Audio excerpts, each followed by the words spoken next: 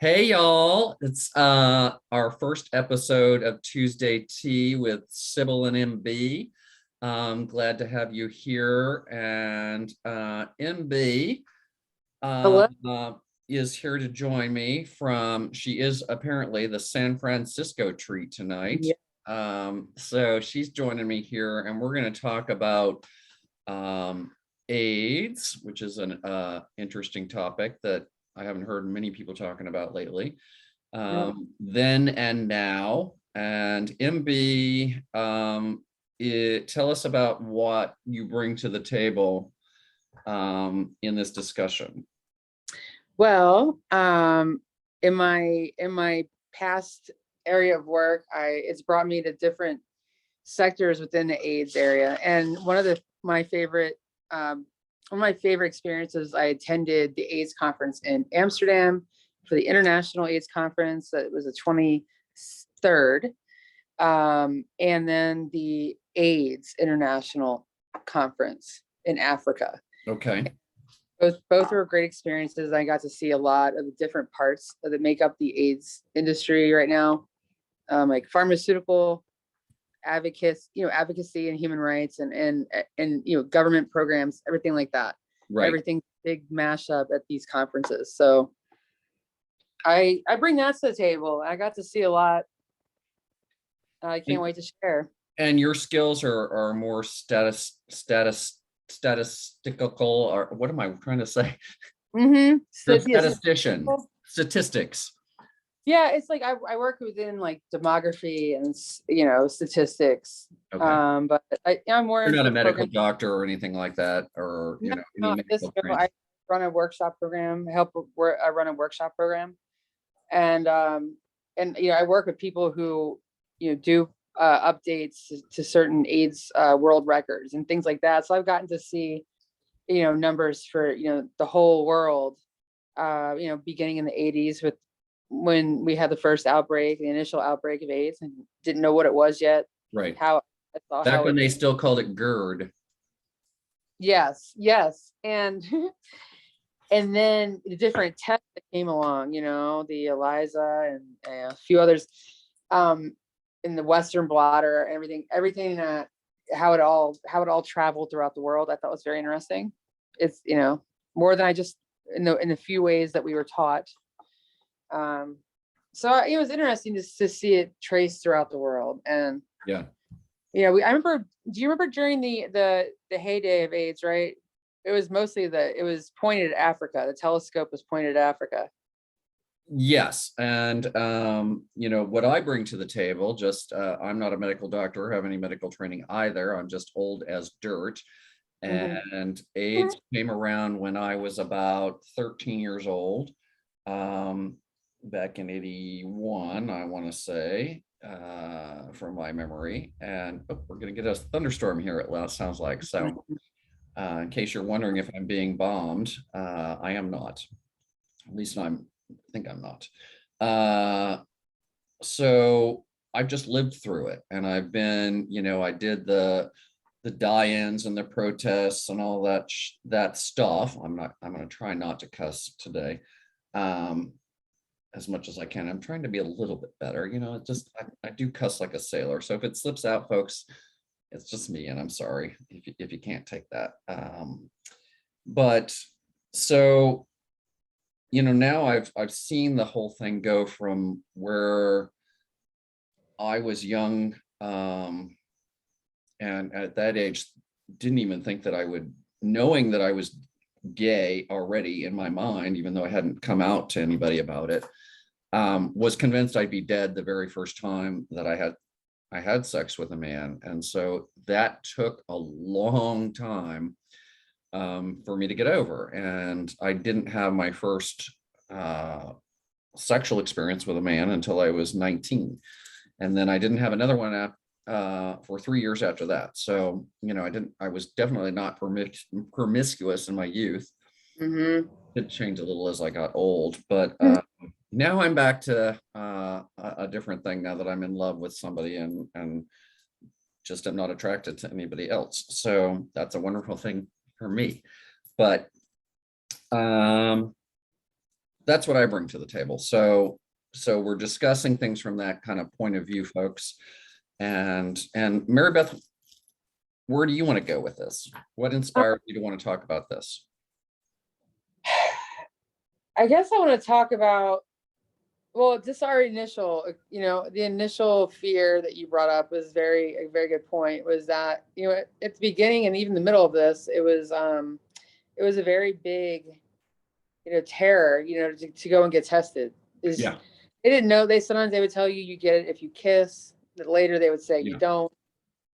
And I wanted to bring up just, a little bit of what we saw in that time, as far as, even the real world with Pedro Zamora, I think. And That's my generation, and yours too. So, well, not yours. You're much younger than I am. So it was my generation. not that much younger at all.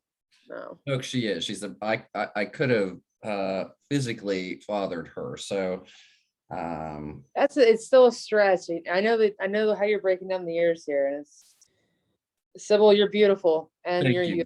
stylish. So Thank you. And I don't regret a single wrinkle. I've lived everything in my life that's made me into the person that I am today. And I'm grateful for absolutely every experience I've had in life, including almost dying a year ago, because it made me the stronger person that I am today. And I'm even thankful for the bullying that I experienced in high school, because I've had to deal with that this week for the first time in many, many years, where I'm being bullied by the quote unquote cool kids who are too insecure, yeah. In their own lives to just live their lives happily and go about their way. They got to try to tear somebody else down, which is exactly what I went through, in school. And I was even being torn down for how I look and how I dress, that I'm not transgender enough or any of that stuff. And I've gotten off topic. I apologize for that. But No, but that's part of, those days was part of that, was exactly, it was all of everything I went through. And you're right, it was a factor in why they were so bullying to me, because I was going to give them AIDS, and they didn't, none of us knew how it came about in those days. So yeah. I didn't know if it was something that was somehow genetic because I was gay that would be passed on. And so I get why people were terrorized by it. Everybody was terrorized by it. Gay, straight, black, white, Asian, everybody was terrified of it, because it didn't have, except that, white heterosexuals, of course, because Yeah. they were convinced that it was, the gay plague, and it was just going to kill off Except all the great people. Magic Johnson got it. Yeah, until Magic Johnson got it. And then, and then of course everybody came out and said, oh, well, he's just gay. Obviously he's gay, and he just wasn't telling us all. And that was the stigma behind, heterosexuals when they started getting it, that they faced from society. And, people, as you, I don't know if you remember or heard the stories about how we were all, I'm shocked that we weren't rounded up and put into concentration camps at the time, because that's what our country likes to do, folks. They like to round up anybody they consider to be a national security risk and put them in a camp. And frankly, I'm kind of surprised we haven't gone that route with COVID yet, because they're certainly a threat to national security when they're unvaccinated and refusing to wear their masks. But they're certainly a threat to national health as well, which what was happening in San Francisco and New York, where they, the health departments were shutting down all of the bathhouses and all of that stuff to try to prevent the spread of AIDS, just like the government is doing today, where they're trying to mandate vaccinations or mask wearing to stop the epidemic transfer. And just like with the bathhouses, where folks were spreading it rampantly through promiscuous sex, and I'm including heterosexual people too, because there are swinger clubs out there, folks, and there are a lot of bisexual people, there are a lot of IV drug users, there are a lot of folks with various ways of transmitting HIV to you. So the simple fact that they targeted the gay population is Mhm. very telling. It's very telling.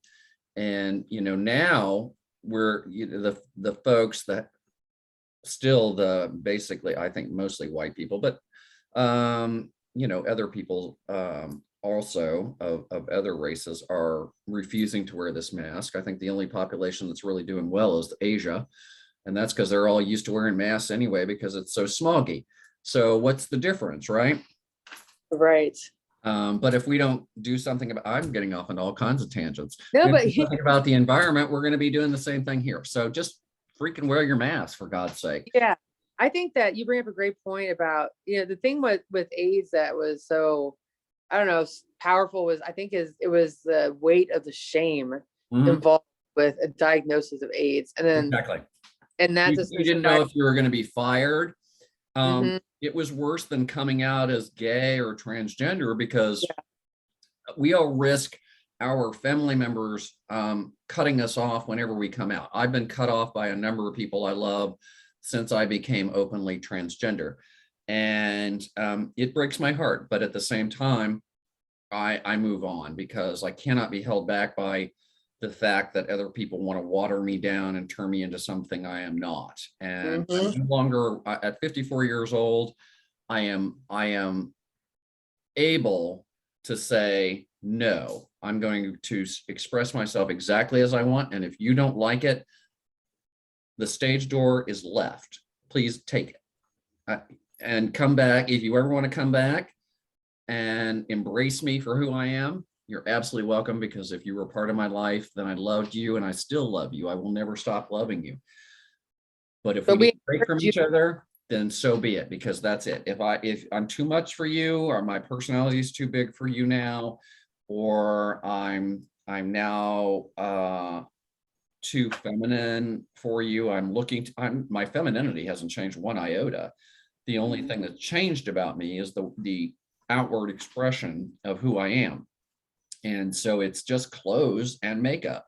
Folks, I am the same person I was before that's why I say I'm just non-binary, because you're going to see me in what I call, now you're seeing me in Barbie garb, but you're going to see me in Ken garb a lot too.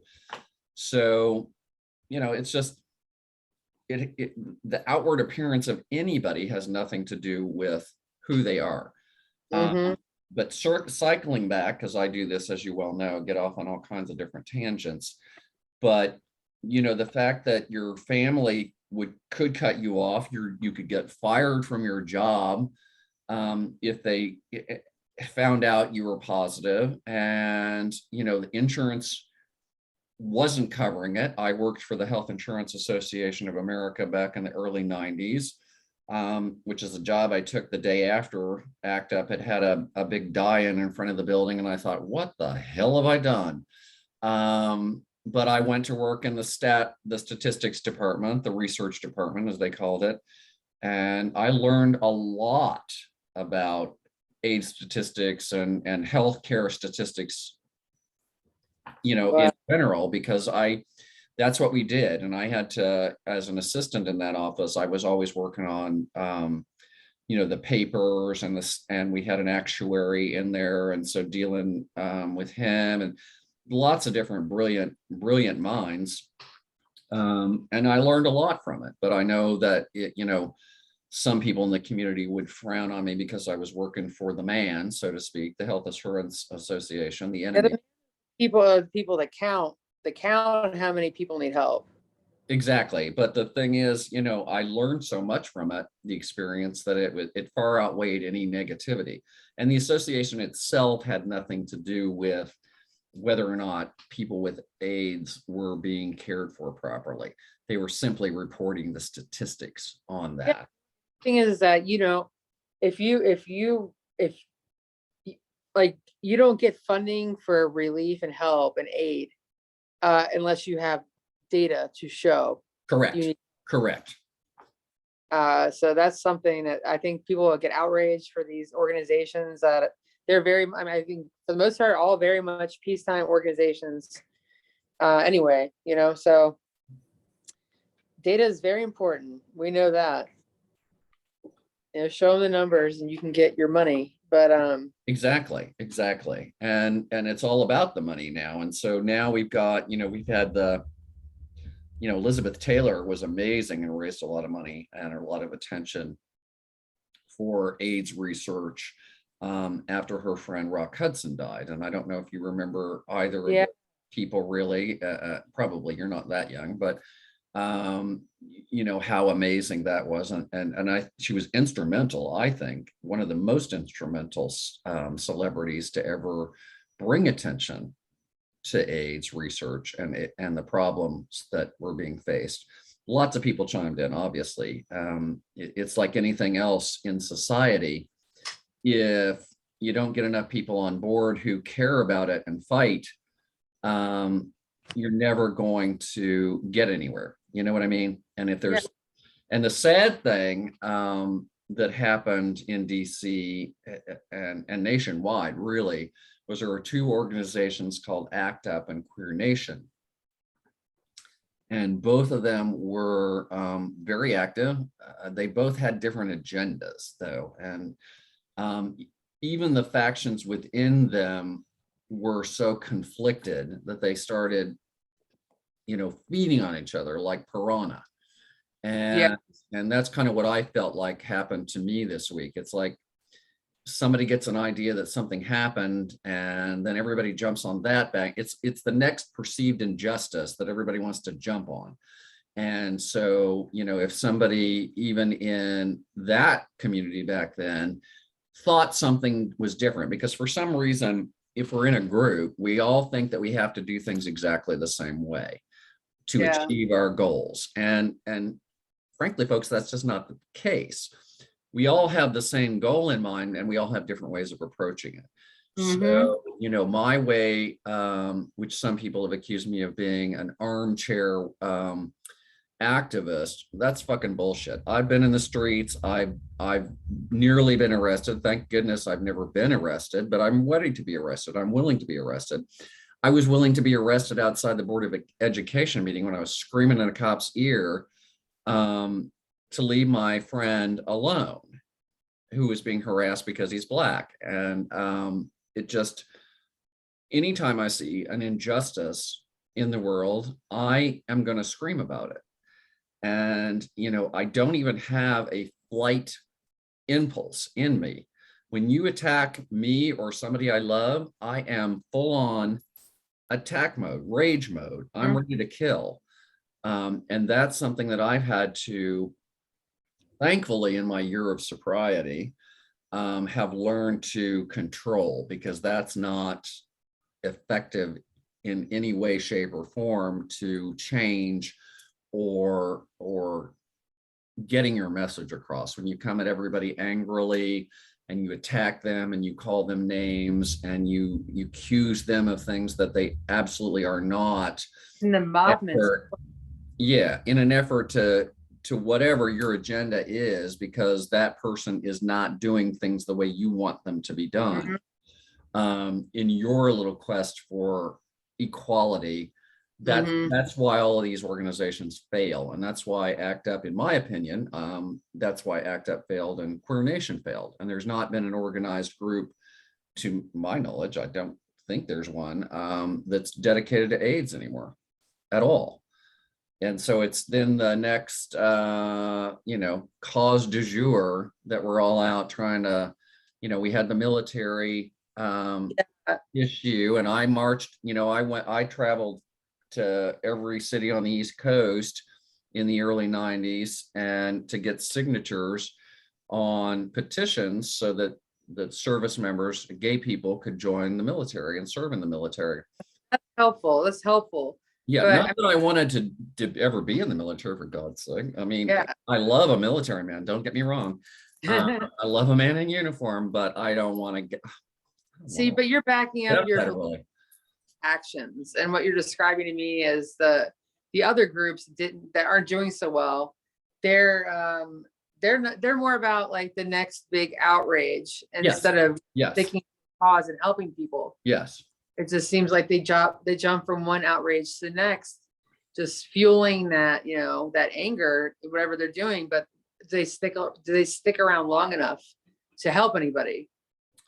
Or do they just kind of get all jacked up and on to the next topic? Once the next perceived injustice, that's basically what happens. The next perceived injustice happens, they're on to attack that person. And it's such an angry group of people. And I posted this on my Facebook the other day because it's why I stopped being active in that protest type grassroots level, because it's just so ugly, and it always was. It was ugly back then. I stepped away from it. I took a Greta Garbo hiatus. Frankly, I took a Greta Garbo hiatus from the world for about 10 years when I moved down here, because I had moved down here so heartbroken from a relationship I was in, and I just didn't have it in me to sorry, I'm going to put my leg up here, folks, so my knee is showing, but I do have pants on. I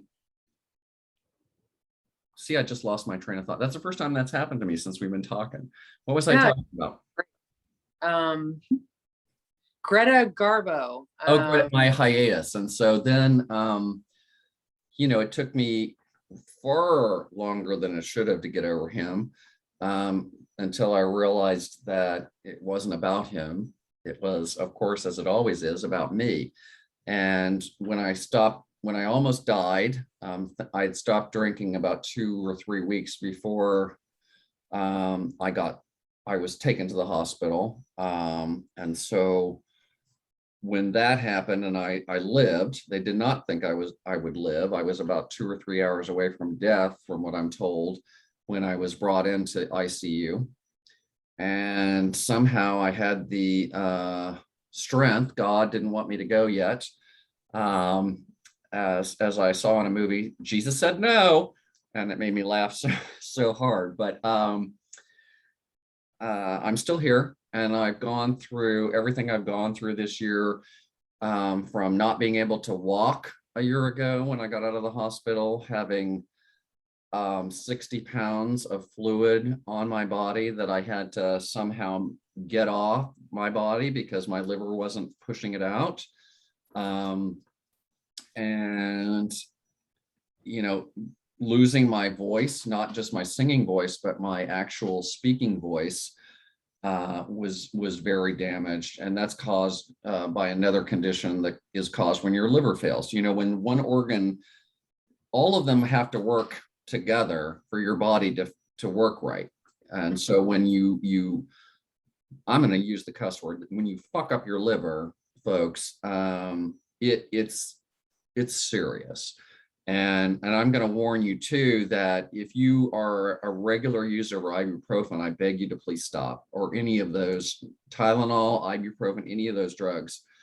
They will kill you. They really will kill you. I was eating those like candy toward the end because of the pain that I was in from the, all of the fluid compressing everything in all of my organs, my stomach, my diaphragm, my lungs, my heart, everything was being squashed by all this fluid on my stomach, and I was in pain. And so I continued to take the ibuprofen more than I should have, and that combined with the alcohol caused me to go into acute liver failure. So particularly if you're drinking, don't make it worse. Don't make it worse. But this can happen if you're not drinking too. If you read the bottle, they really mean it. Don't use it for more than like 2 weeks. I know people that get up every morning and take 3 or 4 every day just to get going. You're going to kill yourself. You really are.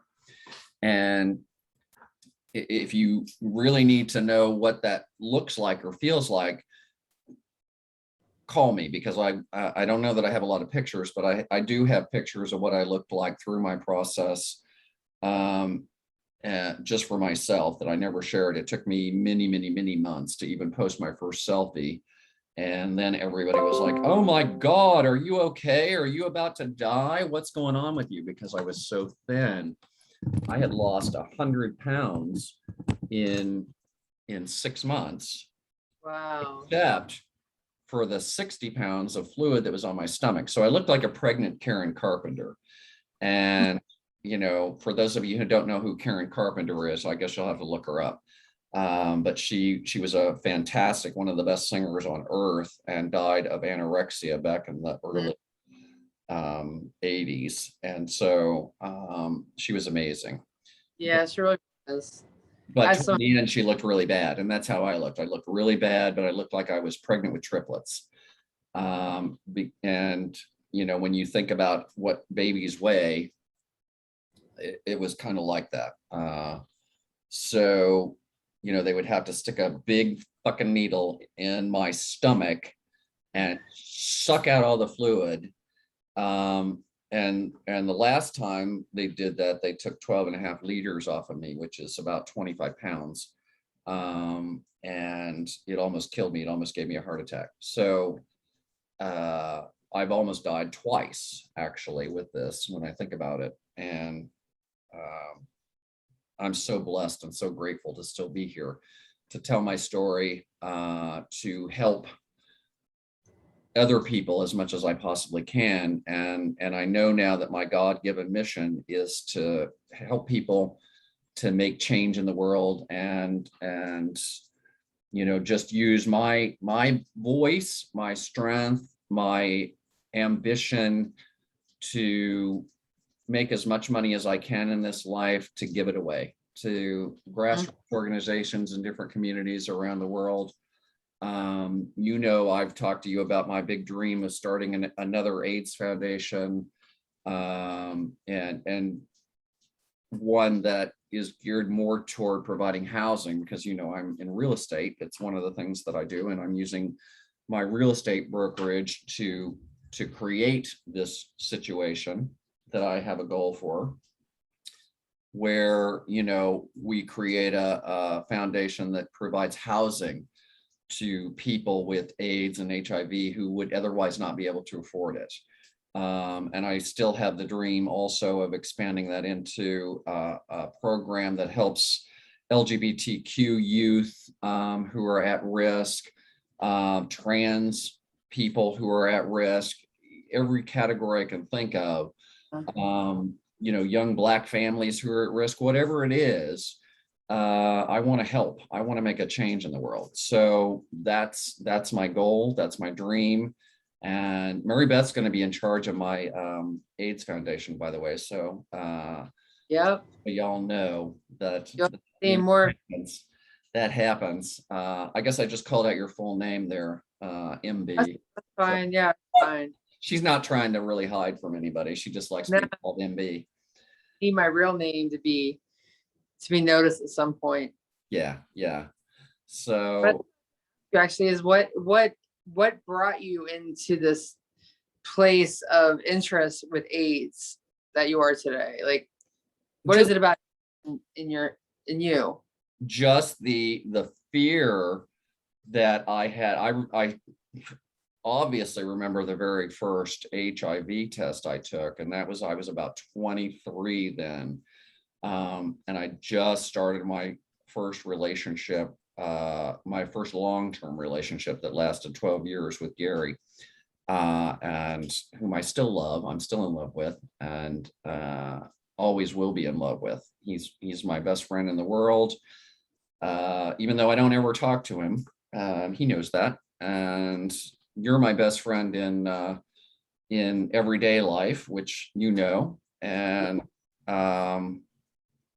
so it's a wonderful thing. But I was about 23 and I got a physical at the same time. I happened to have a woman doctor, which was wonderful. I know a lot of guys are troubled by having a woman play around with their dangle, because you got to feel all the testicles and all that stuff when they're giving you a physical. Obviously, I'm not attracted to women, so it didn't do anything to even arouse me, which is a good thing. Which is why I like massage therapists who are women too, because I can be rubbed and it doesn't get me aroused in any way, shape, or form. Now, if you put a hot guy on there and he's rubbing my body with his hands, that's a whole different matter. You know, even though I like the experience, I'm like, that's a whole different experience, because I'm not enjoying it in the same way. Yeah. You know what I mean? So yeah. Get it. But to answer your question more fully, so it's really just about my whole life experience and the things that I've been afraid of that people are still afraid of now. I think the younger community relies way too much on PrEP, taking that to prevent HIV and having unsafe sex. So Yeah, so they're kind of yeah, yeah. freeballing it. So No, basically, like it's still the same disease it's always been. We're just treating it differently. And mhm. the fact that they do have better medicines are certainly making, kind of like the COVID vaccine is, we're creating that sort of herd um, uh,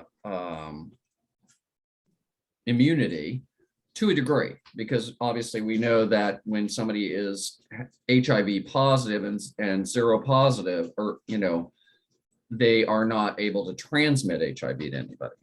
Mhm. So the fact that more people have fallen into that category, where even if they have managed to catch HIV, if they're treating it properly, they're not spreading it like they used to. So Right.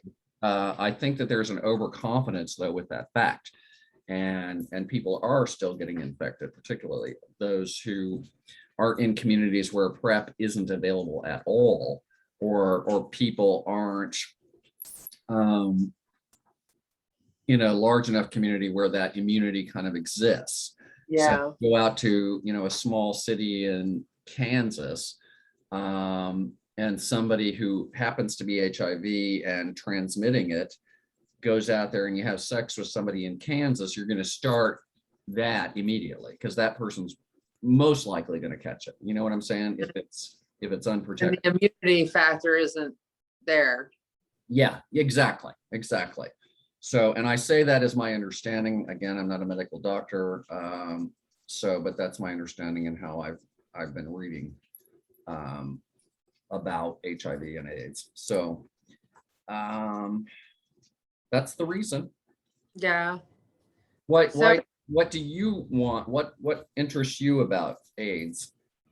Talking a I lot about me. well, I think what it was is that I started realizing how passionate everyone is that's still involved with this, you know. Right.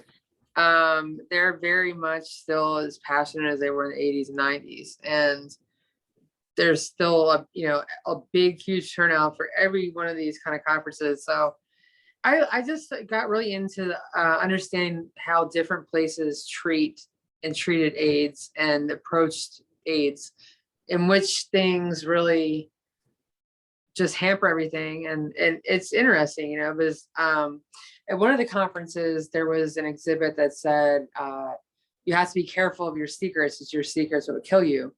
Yes. Uh, and that goes along with shame of AIDS, and then a lot of secrecy with it.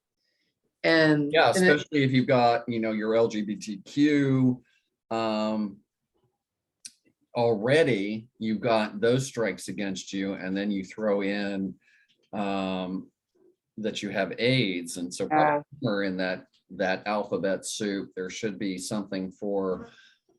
I've always said the just disability in general. I mean, there are so many of us who are have mental limitations. I'm bipolar, so it's, if I'm not on my mood stabilizers, again, I'm a much different person, and I would be more inclined to go into that rage that I talked about earlier. But now that keeps me in check, which is awesome. Um, but when you're adding all these factors up, you see like a truly at risk situation. yes, Hmm. So I mean, so you've gone through that, and then so you can empathize with other people who are in at risk situations, and that makes sense, because people do need that help, and they need people who have been there. and Um, I've gone through a lot of things that most people don't go through. I grew up in a little town in Kansas of 6,000 people in the middle of the country. Uh, like I said, I was bullied and harassed for many years. in high school. On the first day of 7th grade, Brian Mendenhall, I'll even call it his fucking name because he was such an asshole, and Brian Peters, there were two of them, decided that because I brought a book bag to school, that I was a faggot. And at that point, I didn't even know what the hell that word meant. So I had to go home and look it up. You know, I knew I was different. I knew I was a little more effeminate than everybody else. I've been androgynous my whole life. I've been asked if I was a boy or a girl since I can remember learning how to walk. And so it's, even as an adult with wearing no makeup, I was always asked, are you a boy or a girl? And, you know, I'm just so used to it, it doesn't bother me anymore.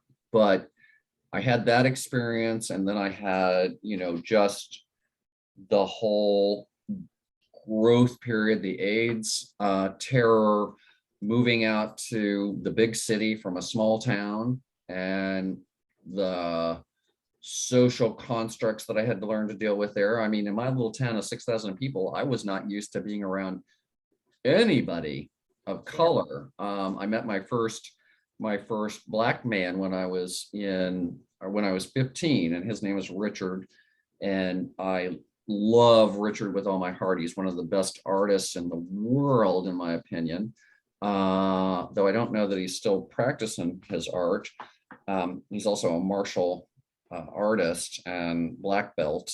So at 59 years old, I think, or 58 years old, he's still posting videos. He teaches kids karate, and it's just absolutely amazing to watch the physicality that he had. And when I met him when I was 15 and he was about 19 or 20, you know, to watch him just stand there and lift his leg up into the air and straight up into the air and hold it there, I was like, wow, you know, I can never do that. I would never be able to do that. I'm lucky, you know, now I'm finally able to put my hands together here and stretch it around my head and put my elbows together. That took a lot of work. Nice. Very flexible. Yeah, that took a lot of work. So, you know, and I'm able to do a lot more things with my legs I was able to before as well. So, you know, that's a wonderful thing. But, you know, it's all just physicality. So I don't know what point I was making there. I've lost it again.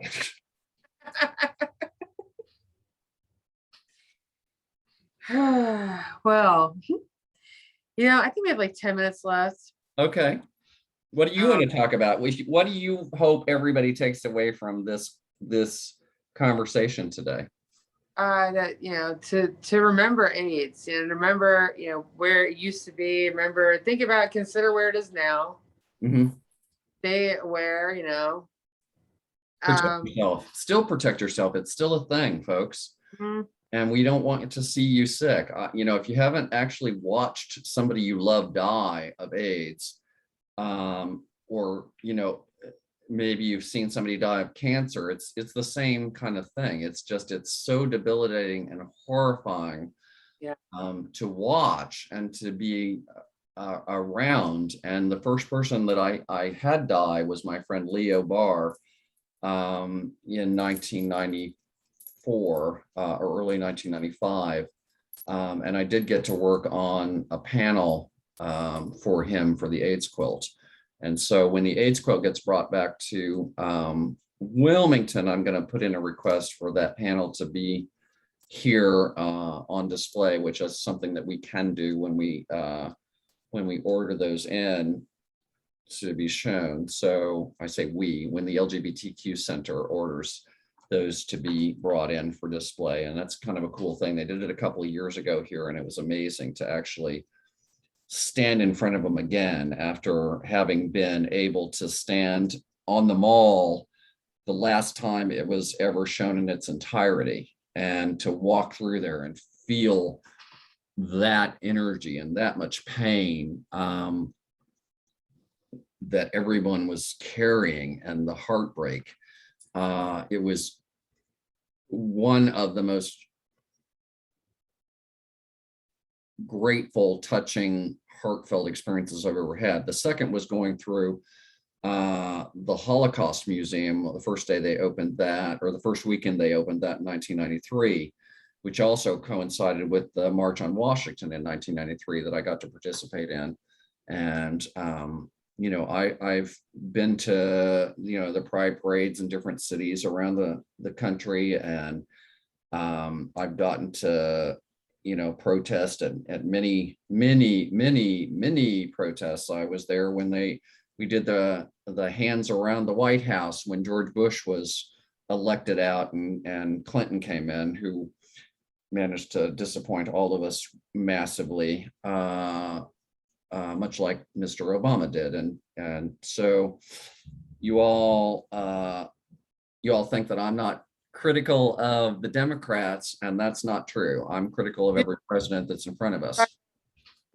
Let's talk about don't ask, don't tell. What was I mean, to me, I think it's something, because back then as kids, we thought it was this big win. Well, it wasn't a big win. And that was the result of all of the petition work that I did in those early years of the 90s.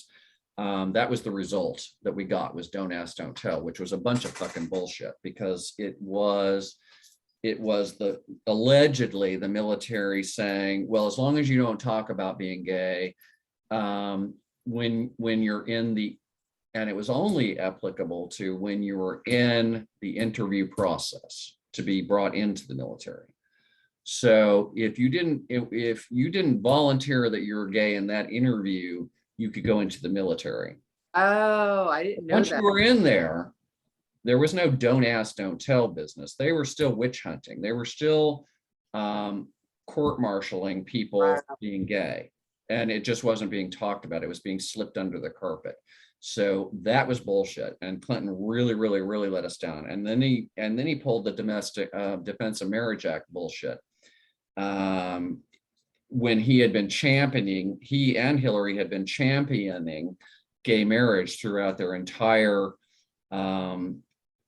run for presidency, and then flip-flopped and said, oh, well, I've got to appease those religious people in order to stay in office and get reelected again, like that good old Southern boy that he is. And he appeased that group and fucked us with the Defense of Marriage Act, which finally was overturned, thank God. And now I'm able to actually get married to the man I love, should we ever decide to do that, which is something that I never thought would happen. I never thought in my entire life that I would live to see that. So just saying that, folks, change happens. You can make change. I've been doing this for 35 years, and everything I've seen that's changed through our demonstrations and our advocacy and our activism, however we choose to do it, folks, does make a difference. And so I continue to want to make that difference and to fight for anyone who is being bullied, basically held down by society, by man, so to speak. Advocacy is not to a box, and discrimination, we're anti-discrimination for everyone. Absolutely. I mean, we need equality and equity. We need equity.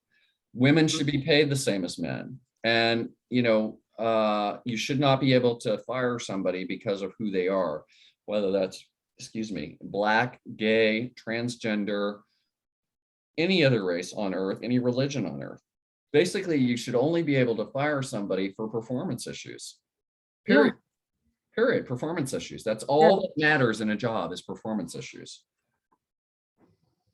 Agreed. And everybody should be paid the same. I'm all about that. It's, if you're doing the same job, you deserve the same pay. Shouldn't have anything to do with whether or not you have a dick.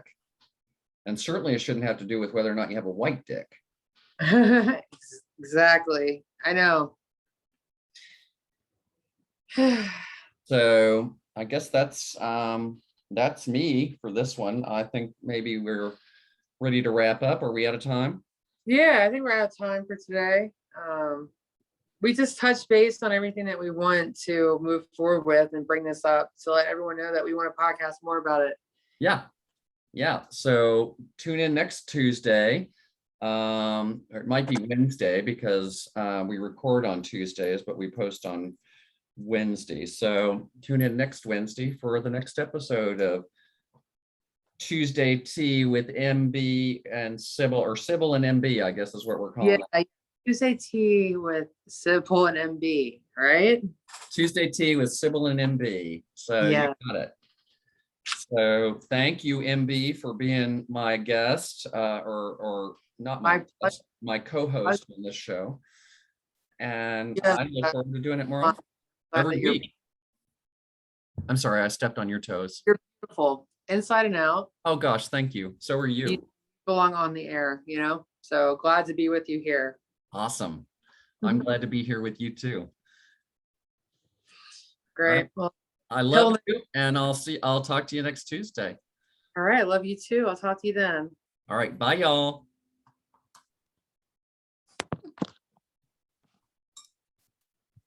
You hit